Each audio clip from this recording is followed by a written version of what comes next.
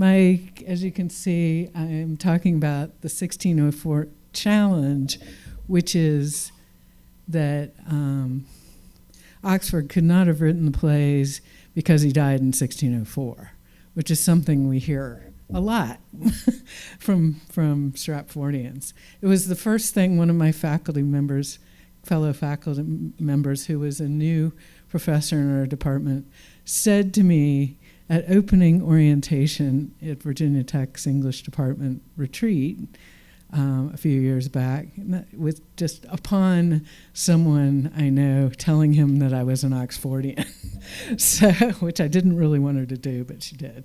So that's where this comes from. Also, kind of based on recent events, a need came to me to talk about this. So, okay.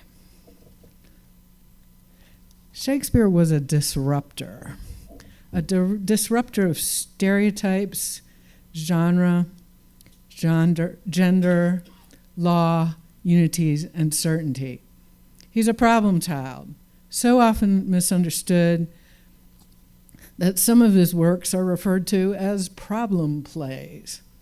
Those are the ones the Stratfordians don't understand. His works are full of hilarity and trickery, misrule and madness, ugliness and beauty, in many mysterious places and times. And in all of this, he disrupted the English language. He did this so his art could exist in the time in which he wrote and rewrote, but timelessly portraying the inner life of the self. Some Stratfordians have long tried to make Shakespeare the bland plagiarizer or the theatrical penny pincher, but the great author has refused to fit into convenient molds. One way they've tried to put him in a box is to invent a playwright's career arc for him, since none exists, at least not for the Stratford guy. Some have used this chronology made of jello to challenge us, saying that Oxford died in 1604, so he cannot be the author. So I'm going with the assumption that as far as we know, he did die in 1604. That's for another day. The answers to the 1604 claim are not simple, but they can be explained, and we can develop a coherent response to them. Kevin Gilvary and others have given us a good foundation for the answers. But the good news is also that there are now some Stratfordians with some actual integrity reassessing their ideas surrounding the chronology of Shakespeare's output. Okay. They wanted to fill in these little fact bubbles that remain kind of unfilled in here. They wanted something tidy like this. Okay, this is kind of the thing we think of as a timeline, but that's not really possible. This is the best capture I could get of the poster version of the timeline sold at the Globe Theater gift shop. I'm always trotting out stuff from gift shops, thank you. Sorry, it's a little blurry, but so is their justification for this. Okay. For example, one timeline written for teachers suggests 1585, Shakespeare leaves Stratford for London sometime between then and 1592 to join a company of actors as a performer and a playwright, thus establishing himself as a well-known playwright. Oh, really? These years are sometimes, as we know, referred to as Shakespeare's lost years, because there is no clear evidence of his location or activities. In other words, we don't know anything about how all this came to be. Okay.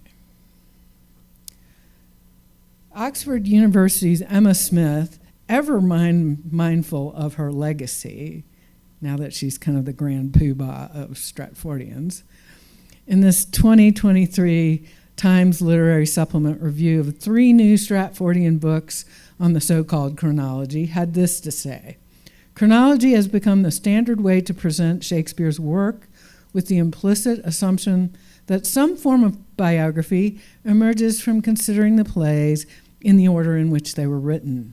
While there is now broad consensus about the dates of Shakespeare's plays, this may be a self-perpetuating fiction rather than anything more secure."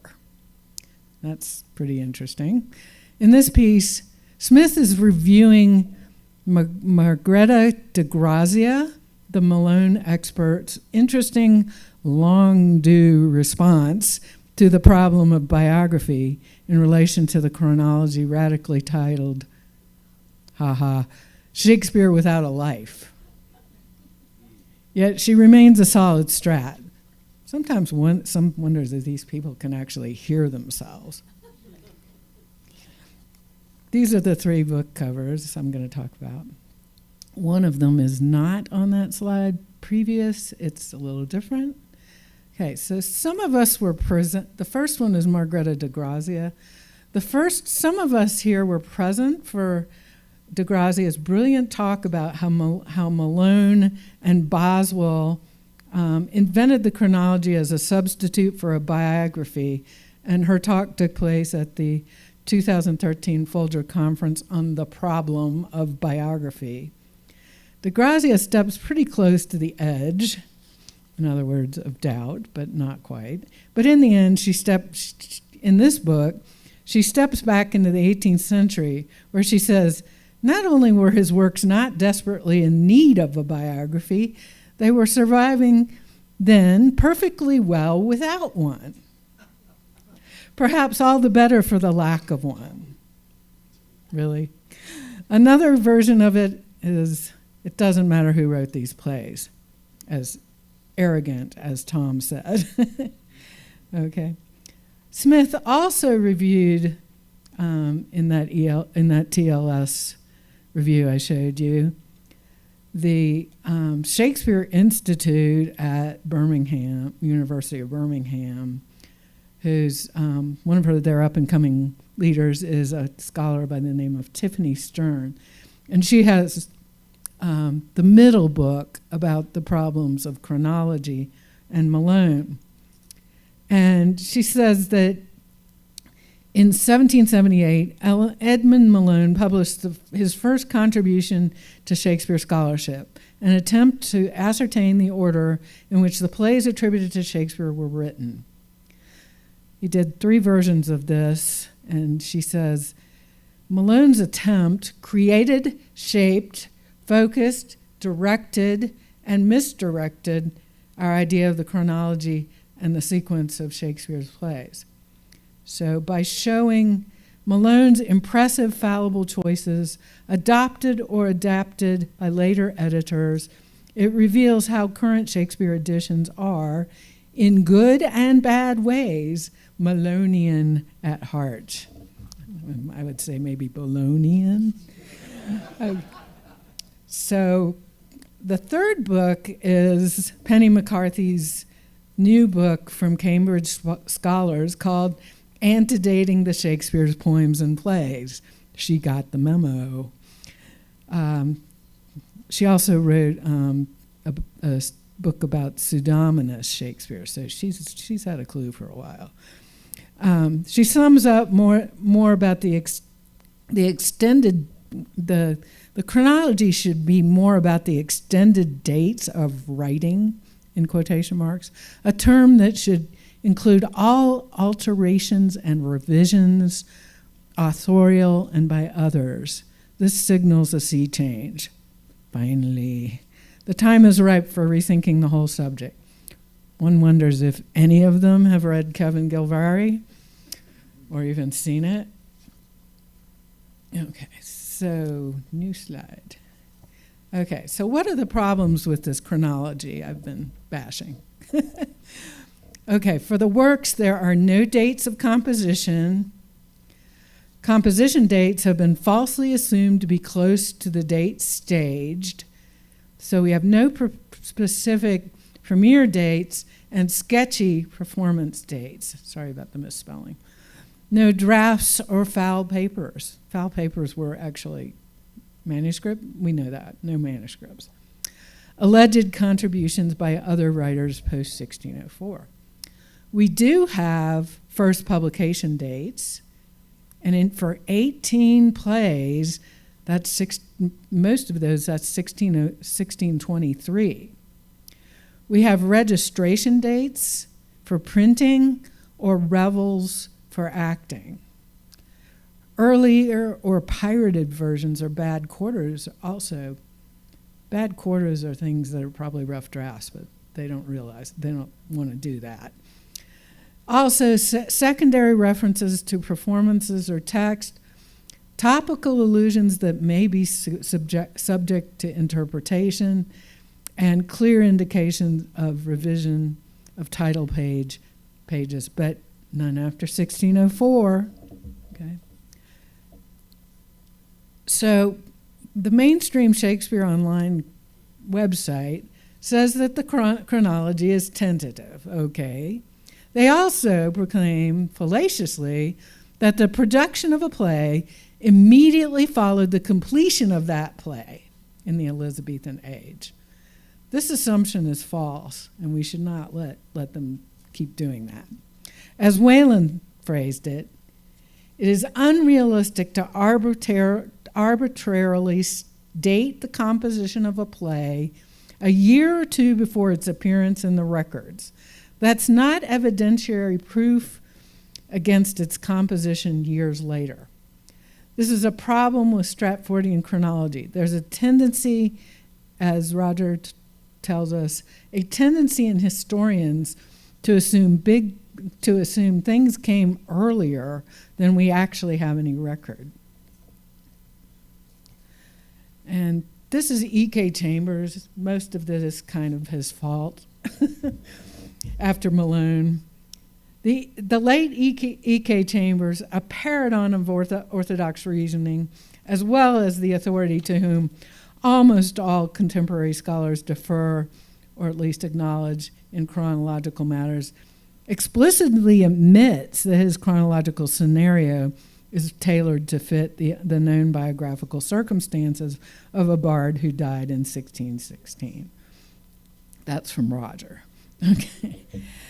By this circular logic, no other biography could fit their chronology as noted by Anderson, Stritmatter, and Gilvari. In other words, if it wasn't written during this time, that's not right. Okay. Chambers also omitted key information, ignoring parts of Mere's infamous list in his publishing study about Mere's discussion of Shakespeare and Oxford. So he was a little dishonest in not fessing up to that.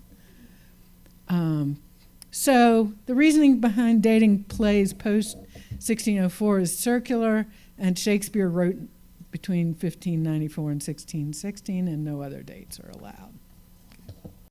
All right, to sum up. Oxfordian perspectives on this chronology. How have we handled it? Existing evidence provides a range of realistic dates for each play rather than deceptively precise dates. So we have to talk about ranges of dates, not specific dates. There are huge problems with the Stratfordian developmental arc. The poetry is also a problem too. Venus and Adonis and Lucrece are too impossibly complex for a novice poet killing time during a plague year. Also inappropriate. A main source for Lucrece, also the Latin Fasti of Ovid, was not translated into English until 1640. This is a problem with quite a few sources. In general, with the existing evidence, Kevin's book, Dating the Plays, gives a range of realistic dates for each play rather than deceptively precise dates. There are huge problems with the Stratfordian timeline. Mainly, they think they have a juvenilia, but they don't. As I said, I'm not even going to touch the sonnets because that's another thing that does feed into this, but I didn't have time to go into that today.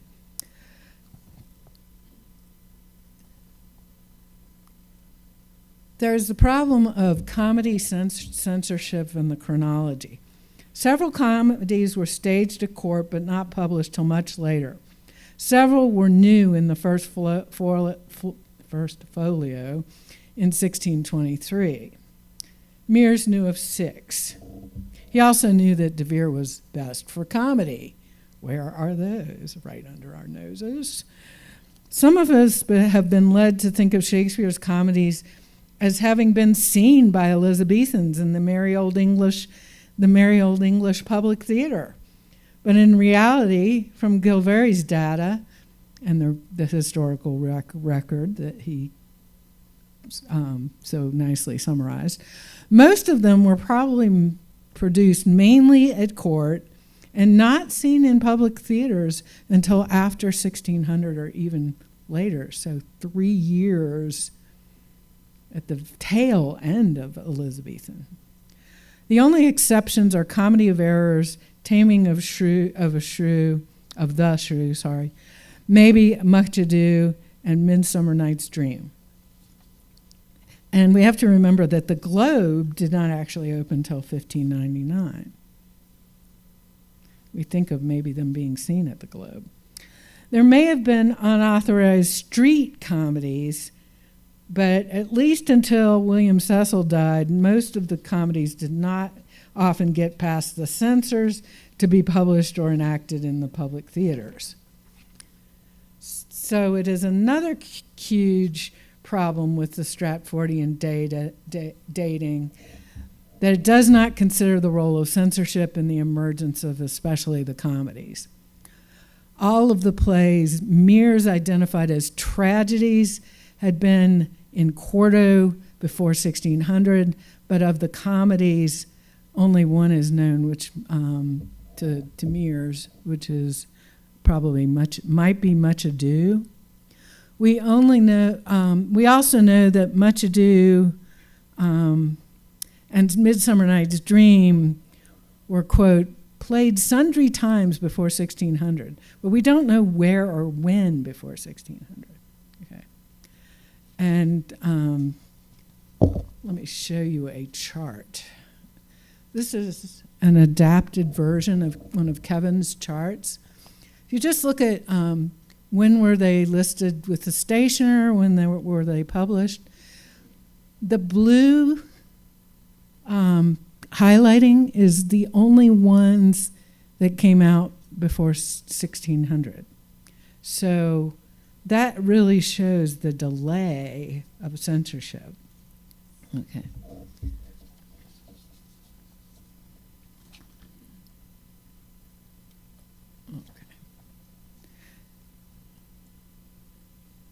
And a lot of these, let's see. So most of the sources for the plays are before Oxford died. We know Oxford was a serial reviser. He probably revised these plays during this long time that they weren't published, and maybe some of those bad quartos are actually the rough drafts. So, but this sticks with us. I just said all that, sorry. And the last thing is, it's very obvious that that there were drafts. For example, just with Hamlet, that we have 3 known drafts: Q1 folio and Q2. Okay. All right. This keeps with us. David Bevington, on the front line of the Shakespeare Mystery documentary that got many people interested in authorship. Bevington said, "To my mind, there already is a smoking gun about the Earl of Oxford, which is that he died in 1604.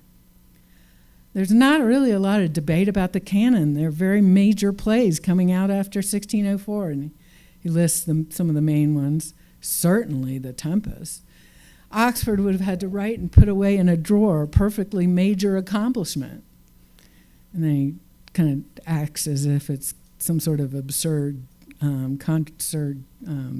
conspiracy there.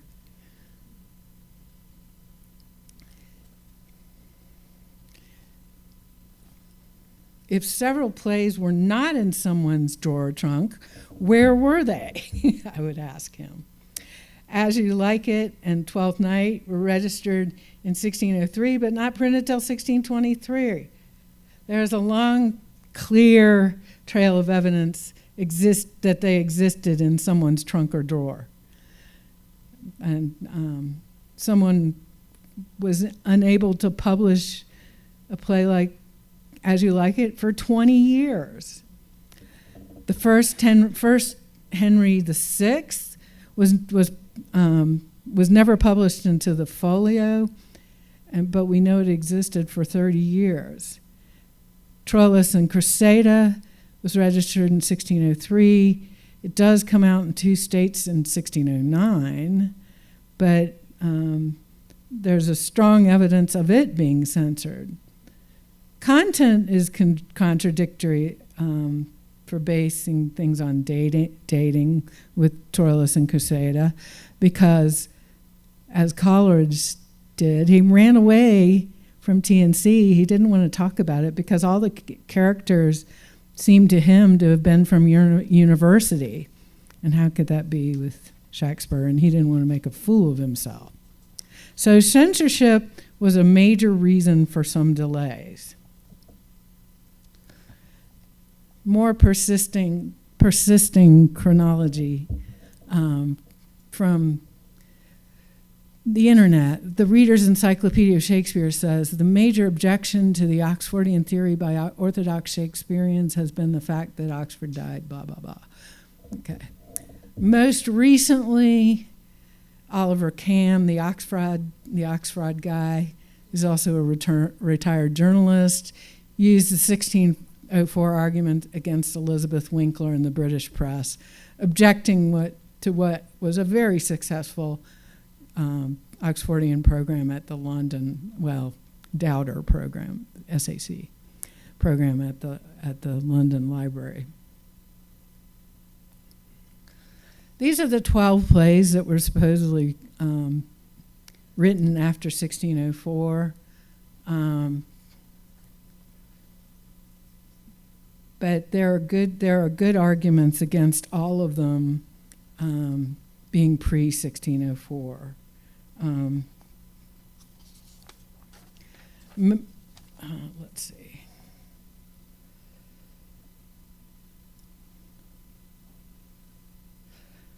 Why these plays can be pre-1604? Here we go. Plays were not printed as revised after 1604. These just were not mentioned prior to 1604, and multiple allusions to early mentions are ignored. For example, there's an allusion to William Warner's allusion. There's an allusion to Timon of Athens by William Warner.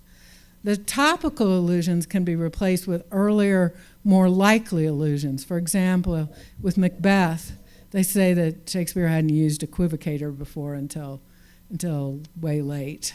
And equivocation is used in Hamlet and even Thomas of Woodstock several times. And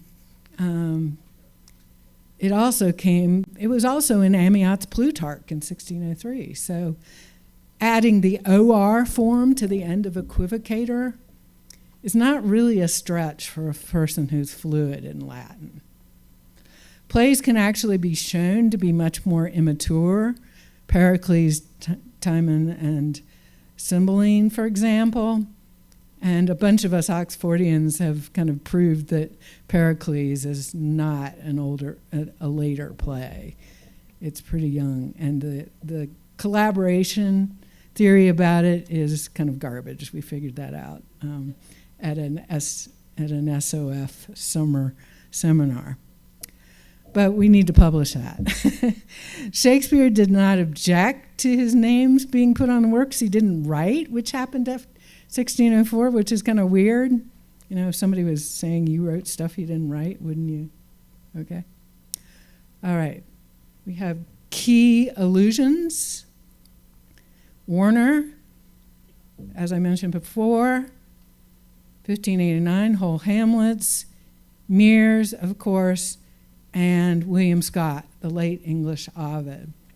And William Scott is kind of a really interesting one that he actually said, everybody's kind of abbreviated it, the late English quick-spirited, clear-sighted Ovid. Oh, come on, that sounds like de Vere to me. How can that not be the recently deceased Shakespeare? They try to make up all kinds of excuses why that's not saying that Shakespeare was dead in 1605. Also, after that, Scott evokes dreaming in what seems to me a clear reference to Midsummer Night's Dream. So he is talking about Shakespeare. Okay. I have reasons why each one of these plays cannot really be later. You have to ignore the allusions, like Nash writing on Green's Menathon, where he says, looks very much like Oxford, afford you whole Hamlets, and so forth. Also for Macbeth, it's an example of the problem of using topicality with faulty contextualization. Macbeth probably would have been quite offensive to James because of the witches and so forth. Equivocation, as I said, is nothing new. And the gunpowder plot explosion could also be more likely when they blew Mary Queen of Scots' husband up, which is, deep history for James, and he would have been really probably disgusted by that. So, and of course, thanks to Roger, we know that The Tempest is more 1603, because they use the sources to date things, and that's not really realistic. Also,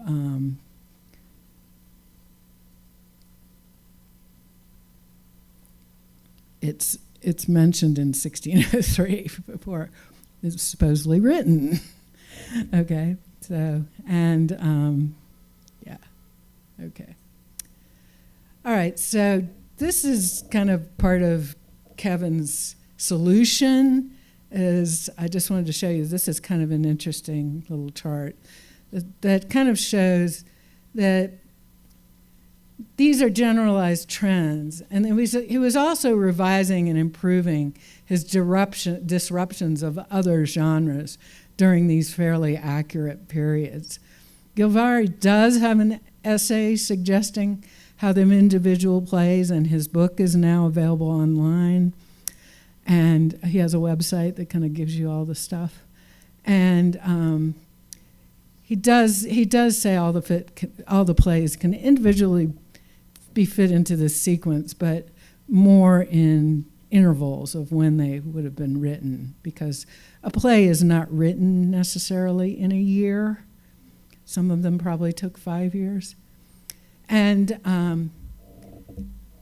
to go back to the fact that things are changing, Tiffany Trent, whose book I spoke about earlier, is here. This is just a screen grab of her talking to Thomas Dabbs on Speaking of Shakespeare.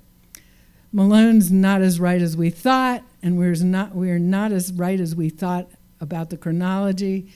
And she says it's more open to question than we thought. And she doesn't have a solution. She's like, no clue. She actually said, she didn't say it exactly that way. She's very clear that the idea of when a text was written has been wrongly depicted and could be over a long span of something like 5 years. And the text that we have in 1623 might not be exactly the text that was previously referred to. This is a little bit more honest. Shelley, hate to interrupt. Okay. Do you have one last statement, maybe? I have one more paragraph. There's suddenly more interest in what constitutes early and late plays, which are, as of now, mostly a construct to prop up the now questionable. People who claim otherwise are not listening to their Stratfordian peers. The easy answer is that the 1604 claim is just a red herring, a distraction from the real problems with Stratfordian chronology and their literary interpretations, and which we should work more on too, because we are all pro-Shakespeareans. Thank you.